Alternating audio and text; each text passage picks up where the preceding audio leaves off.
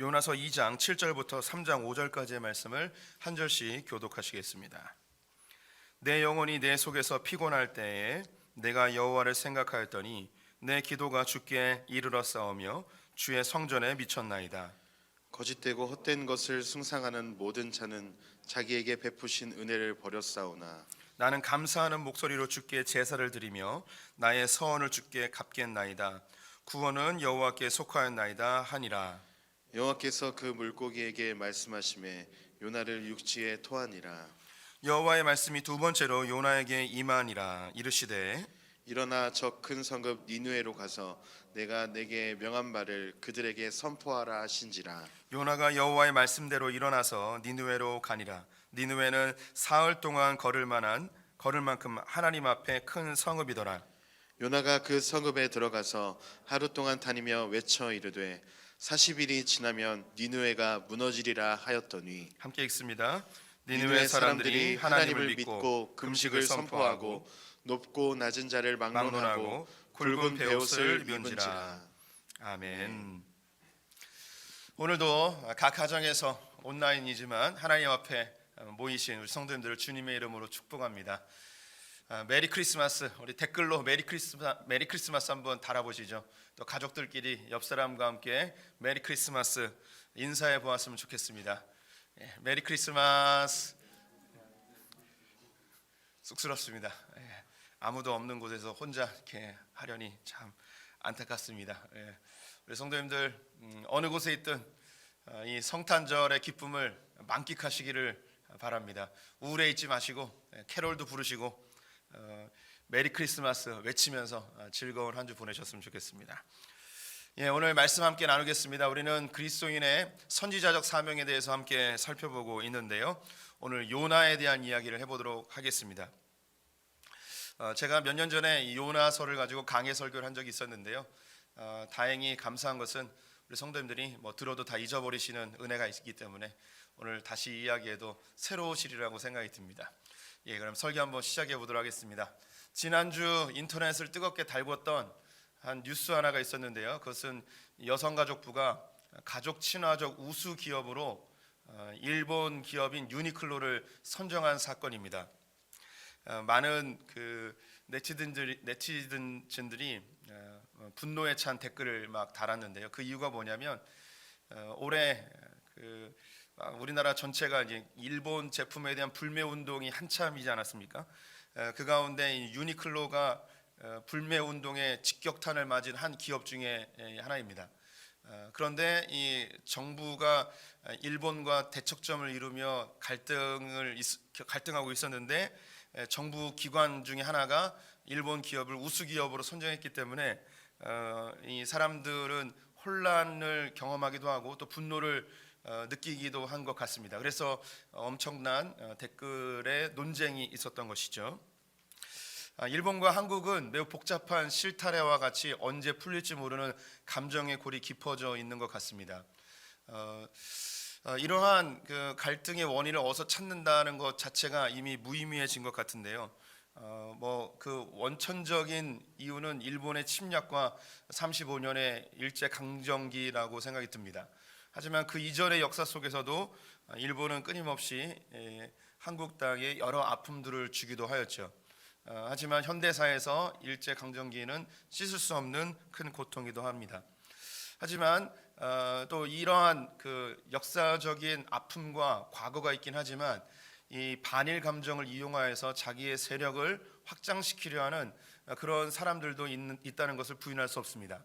또 반대로 반한 감정을 이용하여서 일본의 극우 세력들 역시 자신들의 세를 확장하고 자신들의 권력을 증가시키려는 그런 시도도 있는 것을 우리가 알고 있습니다. 그래서 단순히 개인 대 개인 혹은 국가 대 국가의 감정뿐만 아니라 그 이면에 있는 여러 가지 복합적인 힘의 원리에 의해서 일본과 한국과의 관계는 도무지 풀어지지 않을 것 같은 현 시대를 우리가 보고 있습니다. 그런데 이러한 모습은 단순히 우리 대한민국과 일본만의 일은 아닙니다. 전 세계 많은 나라들이 국경을 맞이하고 있는 가까운 나라들끼리 역사 속에서 수많은 다툼과 전쟁으로 인해서 그 사이는 일본과 한국만큼이나 아주 깊은 갈등의 골이 만들어져 있는 나라들이 많이 있습니다. 프랑스와 독일이 국격을 마주하면서 수많은 전쟁을 함으로 이 감정이 매우 좋지 않습니다. 이 감정은 이 축구 경기를 할 때 아주 강력하게 촉발이 되어집니다. 또 프랑스는 영국과도 많은 수차례의 전쟁이 있어서 이 영국과 프랑스 역시 축구 경기를 하면 이 훌리건이라고 하나요? 엄청난 이 폭동이 일어나는 경우들도 있습니다. 또 그 외에도 이 중동 지방에 접해 있는 아주 아름다운 나라인 아르메니아 공화국과 아제르바이잔이 지금도 전쟁 중에 있습니다. 국경을 맞이하고 있는데요. 그 이 두 나라는 이 대사관을 폐쇄해서 상대방 나라로 갈 수 없는 그런 정치적 현실에 현재 놓여 있습니다. 또 중국과 몽골이 붙어 있는데 이곳에도 늘 갈등이 있고요. 인도와 중국도 갈등이 있습니다. 또 이 중동 지방에 같은 이슬람을 믿고 있음에도 불구하고 이란과 이라크가 끊임없는 갈등이 있고요. 또 이스라엘과 접해 있는 시리아는 또 이스라엘과 시리아가 늘 갈등 속에 있고 전쟁 중에 있는 것을 우리가 알고 있습니다. 뭐 이렇게 멀리 있는 국가적인 갈등뿐만 아니라 우리 성도님들의 일상에서 원수처럼 지내는 사람들이 있을 수 있습니다. 이분들과 우리는 화해의 기미가 전혀 보이지 않는 그런 사람들이 있죠. 근데 그 원수가 누구냐? 저 멀리 있는 사람이나 혹은 이 언론에 나오는 뭐 그런 유명한 사람들과 원수가 우린 사실 아닙니다. 우리의 원수는 대부분 가까이에 있습니다. 바로 생각하는 바로 그분입니다. 우리 성도님들의 배우자가 될 수도 있고 자녀가 될 수도 있고 부모가 될 수도 있고 때로는 형제가 될 수도 있습니다. 때로는 옆집이 될 수도 있고요. 바로 위층에 있는 사람과 원수가 되기도 하지요. 어떻게 뭐 한국과 일본이 뭐 정치인들이 왜 화해를 못하냐 이렇게 우리가 이야기할 수 있겠지만 사실 우리 성도님들 개개인도 내 가족과 혹은 내 주변에 있는 지인들, 친구들과 한번 감정이 상하면 화해가 일어나지 않는 것부터 생각해 보면 뭐 이런 깊은 국가적 갈등도 충분히 이해가 되리라고 생각이 듭니다. 오늘 요나는 바로 이 국가 간의 깊은 갈등 속에서 나타나는 선지자입니다. 하나님께서 이 요나에게 선지자로서 사명을 하나 부여하시는데요. 그것은 아수르의 수도 니느웨에 가서 하나님의 말씀을 전하는 이야기였습니다. 우리 1장 2절과 3절 말씀을 같이 읽어보도록 하겠습니다. 너는 일어나 저 큰 성읍 니느웨로 가서 그것을 향하여 외치라. 그 악독이 내 앞에 상달되었음이니라 하시니라. 그러나 요나가 여호와의 얼굴을 피하려고 일어나 다시스로 도망하려 하여 욥바로 내려갔더니 마침 다시스로 가는 배를 만난지라. 여호와의 얼굴을 피하여 그들과 함께 다시스로 가려고 백삿을 주고 배에 올랐더라. 하나님께서 요나에게 너는 일어나서 니느웨에 가서 외치라 라고 하였습니다. 하지만 요나는 일어나서 니느웨로 가지 아니하고 다시스로 가는 배를 오르게 되지요. 이 요나가 하나님의 명령을 받았다는 것은 요나는 이스라엘 가운데서 그래도 믿음이 괜찮은 사람 아니겠습니까? 하나님이 고르고 골라서 선지자로 세우고 하나님이 분부한 명령을 얘는 지켜주지 않을까라는 그런 기대감을 가지고 보내지 않았겠습니까? 그런데 이 요나가 하나님을 잘 믿고 신실한 요나가 하나님의 명령에 순종하지 않습니다. 니느웨로 가야 했는데 다시스로 가게 되죠. 지도를 보여드리면 예루살렘에서 니느웨로 가야 되는데 저 멀리에 있는 다시스로 가는 배에 오르게 됩니다. 왜 이렇게 반대편으로 갔을까요? 성도님들이 이미 아시겠지만 이 니느웨는 아시리아의 수도입니다. 아시리아는 고대 제국들 중에 가장 악랄한 제국으로 알려져 있습니다. 가는 곳마다 사람들을 무참하게 죽입니다. 기록에 의하면 사람을 토막을 내서 고통스럽게 하는데 팔 한쪽과 다리 양쪽을 자르고 손을 하나만 남겨놓고 이렇게 잘라내는 그런 기록도 있습니다. 왜 한 손만 남겨놨냐? 이 손에는 밧줄을 묶어서 끌고 다니게 하기 위해서 남겨놨다고도 이야기합니다. 또 젊은 청소년들을 잡아서 가죽을 벗겨서 불에 태워 죽이기도 하고 이런 엄청난 극악한 일들을 이 아수르가 자행을 하였습니다. 요나는 북이스라엘이 멸망할 즈음에 활동하였던 선지자인데요. 아수르는 이 북이스라엘에 끊임없이 공격하고 많은 성읍들을 정복하고 갈취하고 사람들을 포로로 끌고 갔습니다. 어쩌면 성경에 기록되어 있지 않지만 요나의 가까운 친척이나 가족이나 자기의 친구들, 지인들 중에 이 아수르에 의해서 죽임을 당하거나 포로로 끌려가고 아주 잔인하게 온몸이 갈기갈기 찢겨져 죽임을 당했을 만한 일을 경험했을지도 모르겠습니다. 이렇게 원수된 나라에 가서 하나님의 말씀을 전파하라는 거예요. 어떤 내용을 전파하라는지 앞부분에 나와 있잖아요. 이제 뒤에 가면 나와 있는데 그것은 회개하라는 겁니다. 하나님의 심판이 너에게 임할 것인데 회개하라. 그러면 너희들 하나님께서 용서해 주실 것이다 라는 내용이죠. 아니, 망해도 시원찮을 판에 그들에게 구원의 방편을 제공하는 메시지를 전한다는 건 이건 쉬운 일이 아닙니다. 우리 성도님들도 충분히 이 요나의 마음을 느끼실 텐데요. 우리가 선지자가 뭐하는 사람인지 계속 보고 있습니다. 선지자는 이 복음을 배격하고 조롱하는 곳으로 보냄받은 자들입니다. 이 복음을 전하면서 핍박을 당하기도 하고 조롱을 당하기도 하지요. 그럼에도 불구하고 그 현장에서 제단을 쌓고 주님께 예배하고 하나님의 나라가 이루어지도록 충성하는 자들이 선지자입니다. 또한 더불어 그곳에 하나님 영광과 이름이 드러나게 하기 위하여 기도하는 자들이 선지자인데요.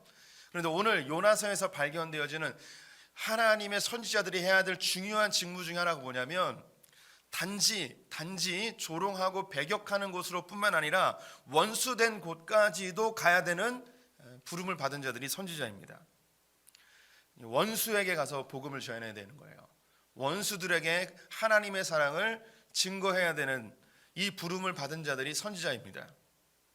이전까지 보았던 선지자들과 또 다른 개념의 선지자이죠. 그런데 이것은 우리 크리스찬들에게도 부여되어진 사명입니다. 예수님은 원수도 사랑하라라고 말씀하십니다. 구약의 율법에는 이웃을 내 몸처럼 사랑하라는 말씀이 있는데 예수님 여기서 한 걸음 더 나아가 원수를 사랑하라라고 선언하시죠. 이 세상은 우리를 조롱하고 복음에 대하여 부정적인 시각을 갖고 있을 수 있습니다. 그런데 그들 중에는 우리의 정서적으로 심각한 상처를 주고 혹은 육체적인 해함을 준 우리의 원수가 있을 수도 있습니다. 그런데 성경은 선지자로 부름받은 우리들에게 단지 우리를 조롱하고 배격하는 그들뿐만 아니라 원수들에게도 가서 하나님의 말씀을 전하라고 이야기하고 있습니다. 근데 요나와 우리는 성정이 같기 때문에 요나가 니느웨로 가지 않고 원수된 그 나라로 가지 않고 하나님의 낯을 피하여 반대편인 다시스로 가게 됩니다. 다시스로 가는 이 요나의 배에 하나님께서 풍랑을 일으키시죠. 4절 5절 말씀 같이 읽어보겠습니다. 여호와께서 큰 바람을 바다 위에 내리심에 바다 가운데 큰 폭풍이 일어나 배가 거의 깨지게 된지라. 사공들이 두려워하여 각각 자기의 신을 부르고 또 배를 가볍게 하려고 그 가운데 물건들을 바다에 던지니라. 그러나 요나는 배 밑층에 내려가서 누워 깊이 잠이 든지라. 하나님께서 다시스로 가는 배에 큰 풍랑을 일으키셨습니다. 이 풍랑이 너무나 강력해서 평생 바다에서 먹고 살았던 이 사공들이 감당할 수 없는 상황이 되었습니다. 그들의 짐을 다 던지며 살려고 하였지만 해결되지 않았습니다. 그들은 각자의 신을 부르며 이 풍랑을 잠잠케 해달라고 매달리게 되어지죠. 하지만 이 풍랑의 원인은 어디 있었는가? 바로 요나에게 있었습니다.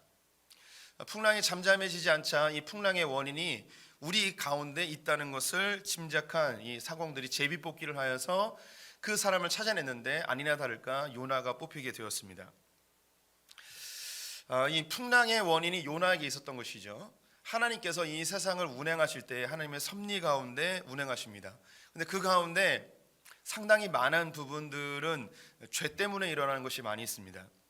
근데 그 죄의 원인에 대하여서 사람들은 이것저것 찾기도 하고 이 풍랑의 이유가 무엇인가 막 찾고 해결점을 찾으려 하고 노력합니다. 또 각자의 신들의 이름을 부르며 그 상황을 모면하기 위해서 해결하기 위해서 애를 쓰죠.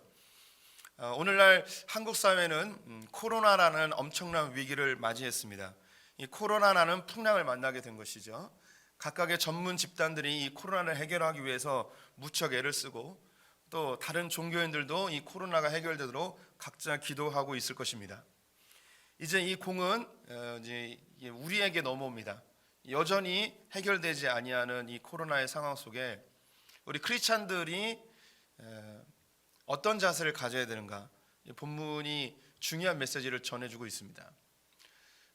이 요나를 태우고 갔던 이 배가 풍랑을 만났는데 풍랑의 원인은 어디 있었느냐? 요나에게 있었습니다. 왜 이 요나가 그럼 뭘 잘못했는가? 요나는 니느웨로 가라는 하나님의 명령에 불순종하였죠. 그런데 왜 불순종하였는가? 그 마음 속에 아수르와 니느웨에 대한 분노, 용서하지 못하는 마음, 원수를 사랑하라는 하나님의 명령에 순종하지 아니하는 마음이 그의 근본적인 죄였습니다. 지금 한국 사회는 코로나가 문제이긴 하지만 코로나보다 더 강력한 어려움, 풍랑을 만났습니다. 그것은 뭐냐면 갈등에 분열된 국가의 현 상황입니다. 이미 오래전부터 갈등이 있긴 하였지만 전 대통령의 탄핵의 과정 속에서 이 갈등은 완전히 그 골이 심각하게 깊어지게 되었습니다. 이러한 갈등 속에 코로나가 발생하게 되었고 이 코로나는 이 갈등을 더 촉발하고 정말 싸매어지지 않을 것 같은 전혀 화해되지 않을 것 같은 그런 상황으로 점점 치닫고 있는 것 같습니다. 이 가운데 자연스럽게 이 혼란과 이 풍랑의 원인이 어디 있는가? 양쪽 진영에서 서로 남 탓을 하고 있습니다. 이들 가운데는 용서나 화해나 다시 회복의 그런 마음은 전혀 없는 것 같습니다. 우리 교회 안에도 각각의 자기의 정치적 의견과 또 신념이 있어서 각각 의견이 다를 수 있습니다. 이 촛불을 들었던 사람들은 태극기를 든 사람들을 용서하지 못합니다. 태극기를 든 사람들은 촛불을 든 사람들을 용서하지 못합니다. 그들을 마치 각각 이 나라를 붕괴시키고 이 나라에서 없어져야 되는 존재로 취급하는 것 같습니다. 서로의 감정은 점점 더 깊어졌고 이 코로나로 인해서 도저히 회복될 수 없을 것 같은 상황에 현재 놓여져 있습니다. 그런데 더 안타까운 것은 뭐냐? 이 가운데 크리스찬들도 많이 포함되어 있다는 것이죠. 제 주변에 선교사님들이 많이 있는데 이전에는 복음으로 하나 되었던 선교사님들, 한 국가에서 힘을 모아 복음을 전파하던 이 선교사님들이 요 몇 년 사이에 정치적인 의견이 다름으로 인해서 선교사들 이 공동체가 완전히 다 파괴되어진 나라들을 수없이 많이 보고 있습니다. 젊은 세대와 나이 먹은 세대, 보수와 진보가 복음으로 하나 됐다가 이제는 이 정치적 갈등으로 서로 용서하지 못하고 같은 선교사 그룹임에도 불구하고 완전히 반으로 쪼개져 있는 것을 보며 안타까움을 금할 수 없습니다. 또 최근에 한 선교단체의 간사님을 만나게 되는데 이 선교단체의 단체 단톡방이 있었는데 여기에 정치적 이슈가 등장을 하게 된 거예요. 이 정치적 이슈로 인해서 주님 나라 위하여서 복음을 전하는 이 선교단체가 갑자기 반으로 쪼개져 버렸습니다. 그래서 젊은 사역자들이 다 탈퇴해버리는 상황이 발생해 버렸습니다. 이 안에 용서와 사랑은 온데간데 없어지고 그 마음속에 깊은 갈등만이 자리하고 있고 서로 원수를 바라보듯 하는 모습이 지금 한국의 현실입니다. 그럼 이때에 우리 크리스찬들이 어떤 자세를 가져야 할까요? 우리도 다른 사람들처럼 누군가의 탓을 이야기하며 이 원인이 너에게 있으니 네가 없어져야지 이 상황이 해결될 거야 라는 그런 자세를 가져야 할까요? 우리는 요나와 크게 다르지 않은 것 같습니다. 주님이 우리에게 요구하시는 바가 우리의 원수된 그들에게 가서 하나님의 말씀을 전하라 하는 것이었습니다. 그런데 우리가 이 일을 잘 감당하지 못하고 있죠. 이 풍랑은 그리스도인들의 책임이 큽니다. 이것은 우리가 거부할 수 없는 현실입니다. 우리가 사랑을 이야기하고 화해를 이야기하는 사람임에도 불구하고 우리는 그 일을 잘 못합니다. 요나도 못했습니다. 그래서 요나도 가버렸습니다. 큰 풍랑을 만났죠. 요나가 바다에 던지워지게 되었습니다. 자기를 던지라 합니다. 자기를 던지라 이야기하는 것은 단순히 이 풍랑을 잠잠케 하려는 이유가 아니었습니다. 그는 하나님의 명령 앞에서 나는 죽어도 용서할 수 없습니다. 난 죽어도 니느웨로 갈 수 없습니다. 난 죽어도 저 사람의 얼굴을 다시 보고 싶지 않습니다. 내가 죽어도 저 사람을 용서할 수 없습니다. 사랑할 수 없습니다. 라고 하는 거죠. 제가 예전에 텔레비전을 보다가 한 부부가 있었는데 나이가 50대 중반이었습니다. 그런데 10년 넘게 대화를 안 하는 부부였습니다. 그럼 어떻게 의사소통을 하는가? 쪽지로 포스트잇에다가 적어놓고 가는 거예요. 그러면 그 포스트잇 보고 서로 의사소통을 하는 거죠. 어떻게 10년 넘게 대화를 안 할 수 있는가? 그 원인을 찾아봤는데 10여 년 전에 부부간에 작은 갈등이 있었대요. 그런데 이 갈등을 있었는데 서로 그때부터 일주일 동안 말을 안 하고 지낸 거예요. 용서 안 한 거죠. 그리고 한 달이 지났는데 그때도 말을 안 한 거예요. 그래? 너 말 안 해? 그럼 나도 말 안 해. 하면서 그게 점점점 길어져서 1년이 되고 10년이 넘어버린 거예요. 이들 가운데 풍랑이 일어난 거죠. 가정에 엄청난 불화가 생긴 겁니다. 그런데 우리 성도님들 생각할 때 어떻게 그럴 수 있느냐? 아니에요. 우리도 그럴 수 있어요. 우리도 한 달, 두 달, 1년씩 말을 안 하고 지낼 수도 있습니다. 근데 이때 서로가 이야기하는 것이 저 사람 때문이다라고 이야기하죠. 그런데 이 중에 누구 한 사람이라도 자기의 자존심을 누그러뜨리고 먼저 용서를 구하거나 먼저 사랑한다면 이 풍랑은 그 자리에서 멈춰질 수 있는 거예요. 그런데 그게 멈춰지지 않는 거죠. 풍랑이 계속 진행되는 거예요. 누군가가 이걸 멈춰야 되는데 멈추지 못하고 있는 것입니다. 또 예전에 그 텔레비전 프로그램 중에 안녕하세요 전국 고민자랑 뭐 이런 게 있었는데요.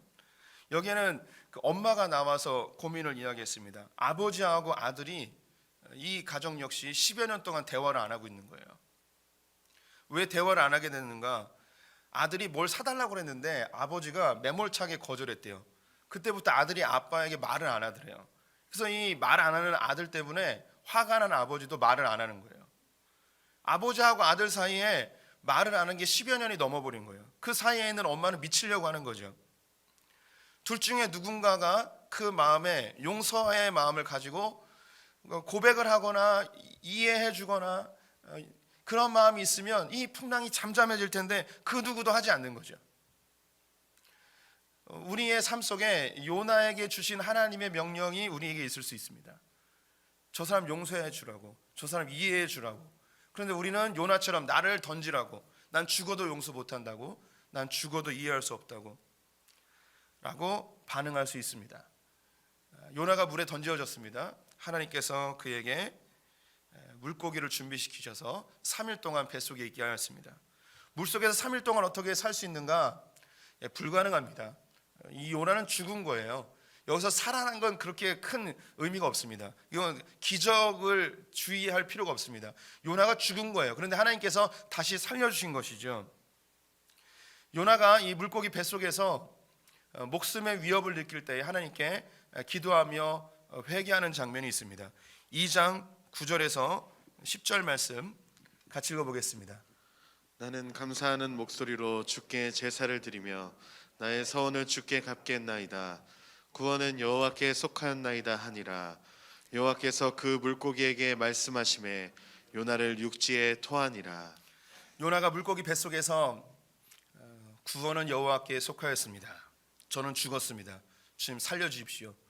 주님 날 살려주시면 내가 주님께 서원을 갚겠습니다. 주의 말씀에 순종하겠습니다 라고 고백을 하자 이 물고기가 토해내며 요나가 살아나게 되어지죠. 이 요나는 하나님의 말씀에 순종함으로 니느웨를 가게 됩니다. 니느웨까지는 갔어요. 그런데 우리가 그 화장실 들어갈 때 마음과 나올 때 마음이 다르다고 하지 않습니까? 물고기 뱃속에서는 주님 서원을 갚겠습니다, 순종하겠습니다라고 나왔는데 가다 보니까 이 마음이 또 엉망진창이 됩니다. 그래서 도착을 했습니다. 도착을 했는데 이 니느웨 성은 한번 그 사진으로 보여드릴까요? 고대 자료에 의해서 그려진 성인데요. 3일 동안 돌아야 되는 성입니다. 그런데 성경을 보니 니느웨가 하루만 걷게 되어집니다. 3일 동안 돌아야 되는데 하루만 걸었어요. 그것도 뭐 열심히 한 것도 아닙니다. 너희들 회개 안 하면 하나님이 심판하실 거야라고 그냥 읊조리듯이 이야기한 거예요. 40일이 지나면 너희 멸망할 수 있어 이야기합니다. 이 요나는 하나님 앞에 정말 진심으로 니느웨를 사랑하고 니느웨에 대한 간절한 마음으로 막 선포하고 뭐 이런 건 아니에요. 그런데 요나는 하나님 명령하신 것에 대해서 그 감정적으로는 막 끌어오르진 않지만 하나님 명령이기 때문에 실천을 합니다. 마땅히 해야 될 일을 한 거죠. 근데 여기서 놀라운 일이 발생합니다. 4절 5절 말씀 같이 읽어보겠습니다. 요나가 그 성읍에 들어가서 하루 동안 다니며 외쳐 이르되 40일이 지나면 니느웨가 무너지리라 하였더니 니느웨 사람들이 하나님을 믿고 금식을 선포하고 높고 낮은 자를 막론하고 굵은 베옷을 입은지라. 니느웨가 40일이 지나면 무너진다는 이야기를 듣자 높은 자나 낮은 자나 막론하고 굵은 베옷을 입고 하나님께 금식하며 자신들의 죄를 고백하는 일이 발생했습니다. 역사적 자료들에 의하면 이 요나가 말씀을 전하기 전에 큰 지진이 일어난 기록들이 있습니다. 그리고 여러 가지 징조들이 있었던 것 같아요. 그래서 니느웨 사람들의 마음속에 이 도시에 이 나라에 뭔가 위기가 닥치려나 보다 그런 그 감정적인 준비가 이미 되어 있었습니다.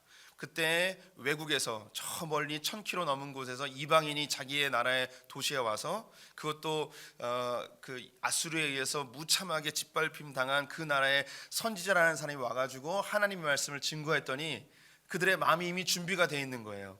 그래서 하나님 앞에 회개하고 금식하며 하나님께 용서를 구하죠.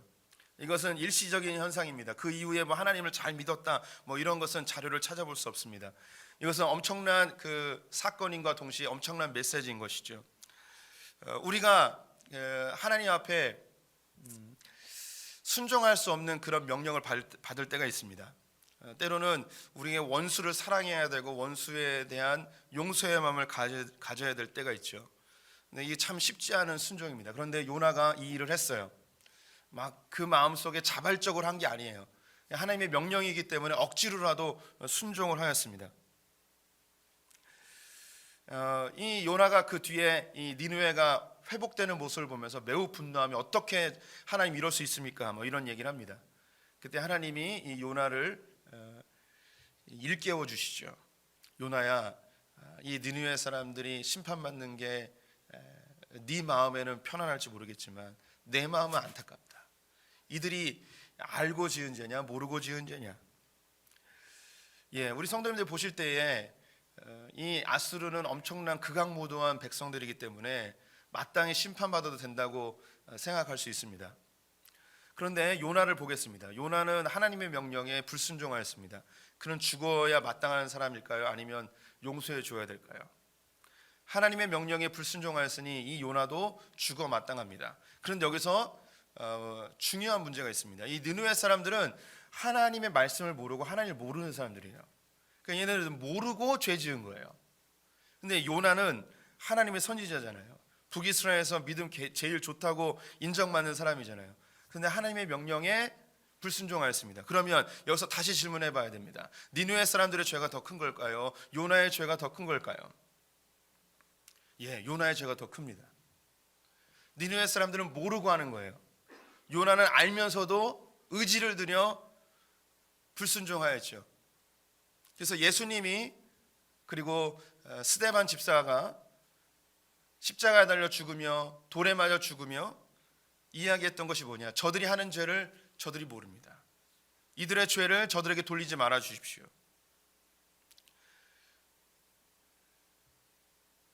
한국 사회는 엄청난 갈등 속에 있습니다. 이때 누군가는 용서를 이야기해야 되고 누군가는 그들에게 하나님의 마음으로 기도해 줘야 되고 축복해 줘야 합니다. 우리가 어떠한 정치적 소견을 갖고 있는지 이것은 중요하지 않습니다. 이것은 복음 이상의 것이 될 수 없습니다. 이 모든 정치적 이념과 정치적 우리의 소견을 뛰어넘는 것이 복음이고 하나님의 명령이죠.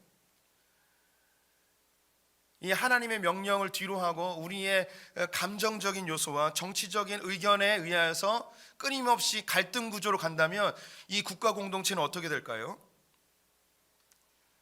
아까 한 가정에서 일어났던 10여 년 이상 대화하지 않는 부부, 10여 년 이상 대화가 멈춰진 아버지와 아들, 이들 가운데 누군가 한 명이라도 그리스도의 사랑을 가슴에 품고 나 같은 죄인을 살리신 주님의 사랑으로 저 사람을 품어보자, 저 사람이 잘 알지 못하고 하는 죄인이 내가 용서해 주리라 축복하며 화해를 이야기한다면 그 긴 갈등의 터널은 쉽게 멈춰지지 않을까 싶습니다. 성탄절이 곧 가까워오고 있습니다. 예수님이 이 땅에 오신 그 이유는 우리에게 사랑을 전하기 위함이시죠. 근데 이 사랑은 원수의 사랑입니다. 자기를 부인하고 저주하고 십자가에 달려 죽인, 예수님이 갈기갈기 찢어서 죽여도 시원찮을 그 원수들에 대한 사랑입니다. 요나는 물고기 뱃속에서 죽음을 경험했다 살아났습니다. 먼저 하나님의 십자가의 사랑을 경험한 것이죠. 내가 죽어야 되는데 주님이 나에게 새로운 생명을 주셨구나. 은혜 받은 사람이 용서를 선포하는 것입니다. 하나님을 아는 사람이 화해를 선포하는 것이죠. 평화를 선언해야 하는 것입니다. 우리 소풍의 성도님들은 예수 그리스도의 십자가를 아는 자들입니다. 우리는 하나님의 사랑을 경험했고 우리가 죽어 마땅한 자이지만 예수님의 은혜로 다시 살게 되었음을 믿음으로 고백하고 우리의 심정적으로 철저하게 느끼는 사람들입니다. 그렇다면 이제 요나에게 명령하신 하나님의 말씀을 우리가 다시 한번 되새겨 봐야 합니다.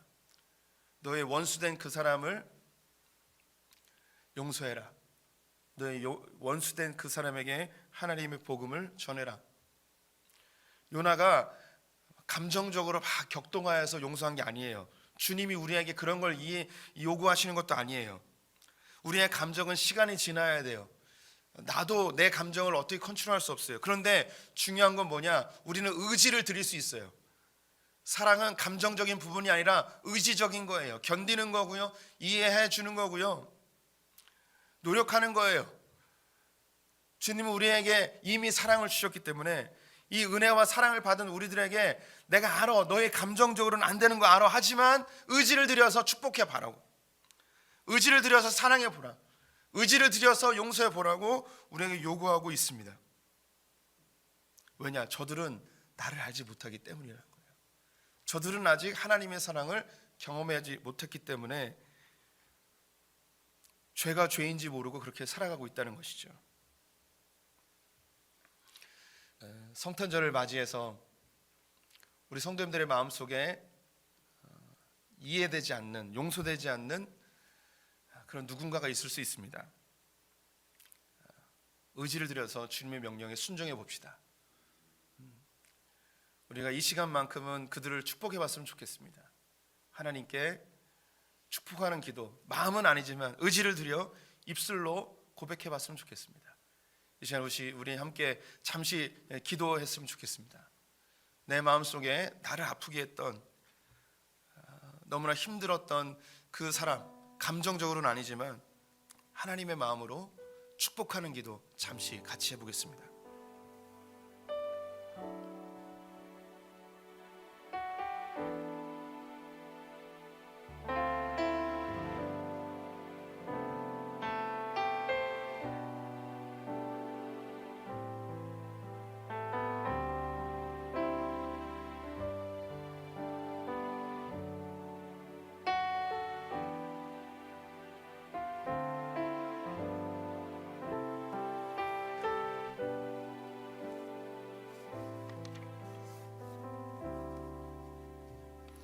아버지 사랑 내가 노래해,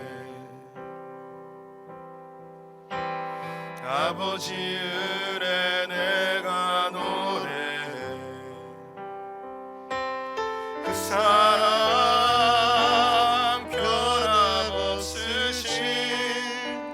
거짓없으신, 성실하신 그 사랑,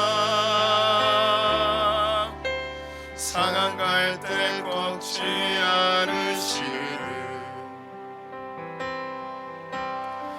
꺼져가는 등불 끄지 않는 그 사랑 변함없으신 거짓 없으신 성실하신 그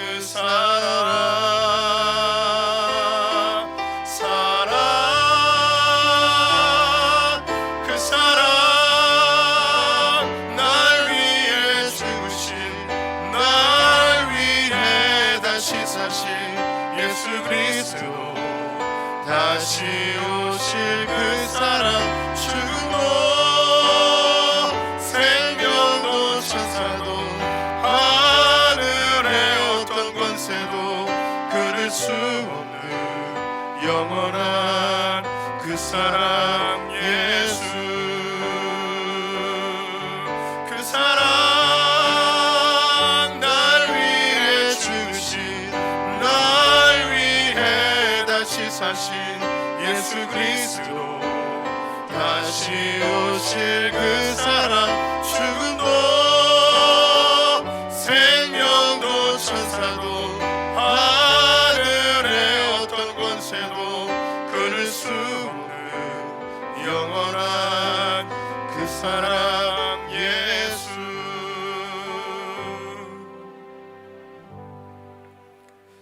하나님, 우리를 선지자로 부르시고 우리를 조롱하고 배척하는 것뿐만 아니라 우리의 원수들에게도 파송하시는 주님의 명령을 듣습니다.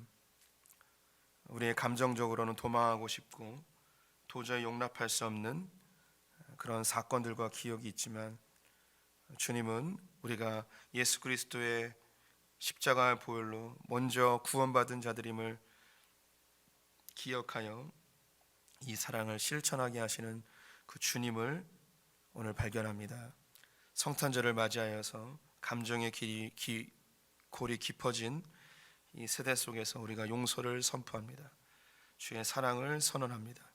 또 우리 성도들의 가정마다 아파하며 감정의 골이 깊어진 관계들이 있습니다. 주님, 먼저 사랑을 경험한 우리가, 주의 은혜를 경험한 우리가 의지를 들여 용서를 선포하게 하시고 화해의 손을 내밀게 하여 주시옵소서. 하나님, 우리가 할 수 없습니다. 주님이 해 주셔야 합니다.